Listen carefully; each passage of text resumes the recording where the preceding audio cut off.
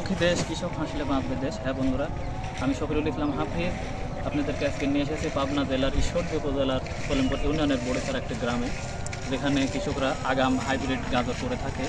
তো আমি একটা বিশাল একটা প্রজেক্ট, যে গাজর দেখেন এখানে বোনার পরে গাজর 2-3 পাতা হয়েছে। তো ওর সাথে এই কৃষক আছে, ওনার সাথেই চলেন পরিচিত হয়ে ওনার থেকে কিছু কথা শুনে। আসসালামু আলাইকুম। একটু আগে আসেন। কেমন আছেন? আল্লাহ ভালো রাখছে। আচ্ছা, এই গাজর তো আপনার নাকি? জি। কতটুকু আছে গাজর আপনার? গাজর আছে 70 বিঘা। আচ্ছা, এই এটা কি আগাম গাজর? তো আগাম, এটা লেট হয়েছে, আগাম গাজরও আছে। আগাম গাজরও আছে। আচ্ছা, এই গাজর আপনি এখন তো শেষ চলতেছে, পিছনে তো দেখা যাচ্ছে। হ্যাঁ বন্ধুরা দেখেন, পিছনে শেষ চলতেছে। কয়টা শেষ দেওয়া লাগে?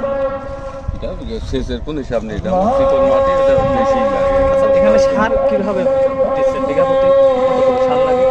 সার ওটা বছরে 4-5 বার আবাদ হয়, সার দিতে হবে। আচ্ছা, তো রাসায়নিক সার আগের তুলনায় বেশি ব্যবহার হচ্ছে?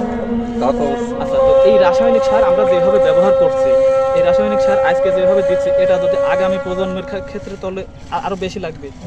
তো বেশি লাগবে, মাটির শক্তি হারা যাচ্ছে। তো এখানে আমরা বন্ধুরা বলে রাখি, আমরা যেটা বাংলাদেশ কৃষি সম্প্রসারণ অধিদপ্তর সবসময় চাচ্ছে এবং বলছে যে জৈব সারের আওতায় আসার জন্য। তো জৈব সারকে আপনি ব্যবহার করেন?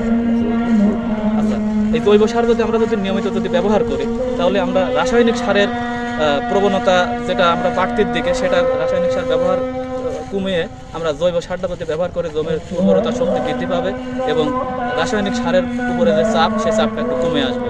যদিও রাসায়নিক সার এখন অত্যন্ত ব্যয়বহুল, দামি, এবং এই যে সার ছাড়া এখন তো কৃষি আবাদ ওঠে না। তো আমি আপনাদেরকে এটাই মেসেজ দিচ্ছি যে আমরা রাসায়নিক সার ব্যবহার কমিয়ে জৈব সারের ব্যবহারটা বাড়াবো ইনশাল্লাহ।